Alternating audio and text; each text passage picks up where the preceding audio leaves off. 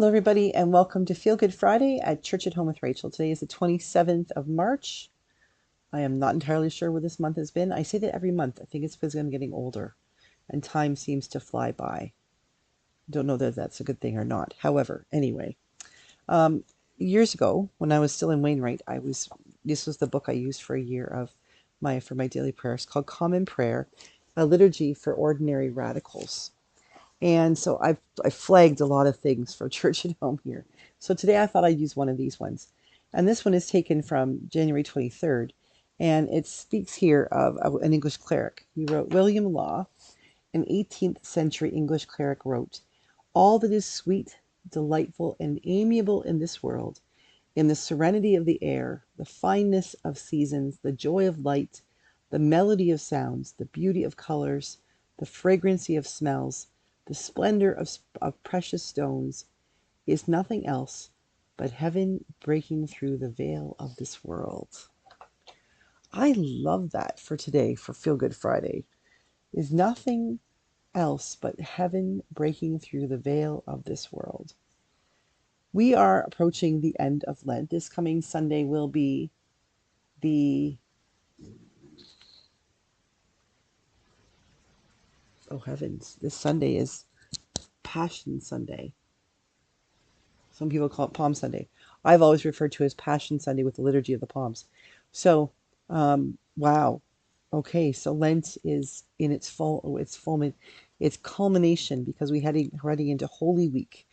So maybe this is a good weekend to have beautiful thoughts because next week will be hard. Holy Week is always hard.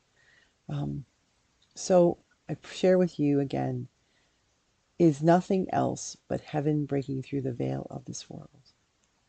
Isn't that incredible? Think about our lives and what we do and how busy we are, and then those serendipitous moments when something just happens, like we're driving down the road and we see an eagle, or you stop and you notice that there's a dandelion or a weed or a flower growing up through the cracks in the asphalt on the road or between the sidewalk blocks.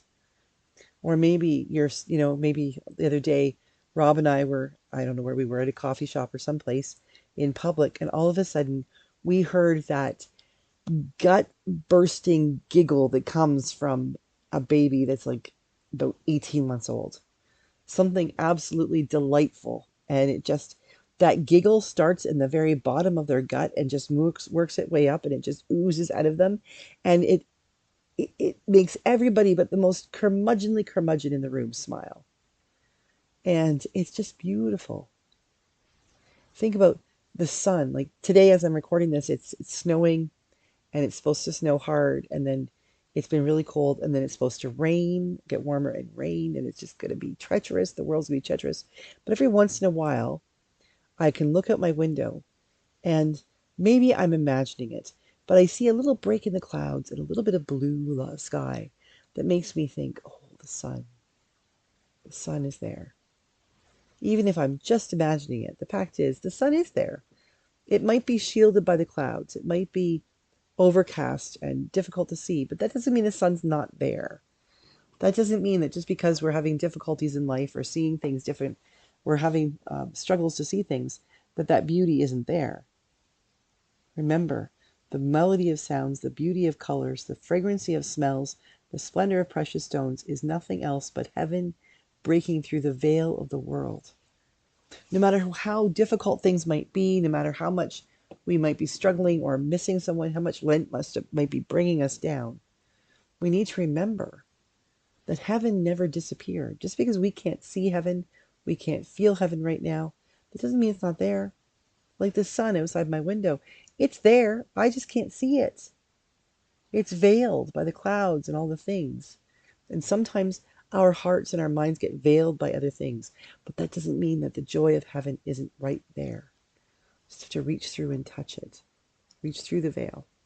And the fact is that sometimes if we allow ourselves to pay attention to the gut giggles of an infant or the beautiful sight of two older people sitting, when I say older now I mean 90s, sitting as they're at the coffee shop holding hands, drinking their coffee, looking at the newspaper, or at their tablets or iPads as things may be nowadays. But there's little moments all around us in our own lives as well, when if we just close our eyes for a second and open them quickly, we will see a glimpse of heaven reaching through the veil. That's what I hope for you this weekend. As you prepare to walk into Holy Week, that is what I pray for you. And for Holy Week, what I will do is I will simply have scripture and some prayers for each of the days of Holy Week. And then Church at Home will resume in its normal fashion for Easter Monday. But I think for Holy Week, we need to hold the rhythm of the liturgical year. We need to hold the rhythm of listening to the gospel of the day and praying for that walk to Jerusalem and that walk to the Last Supper and the Garden of Gethsemane and Good Friday. But this weekend, as you prepare to swing away your palms and then enter into Passion Sunday, I pray that you too will get glimpses as heaven breaks through the veil and you see glimpses of heaven all around you. God bless you. Have a great weekend. I will be back on Sunday for Gospel on the Go and back on Monday for Church at Home with Rachel.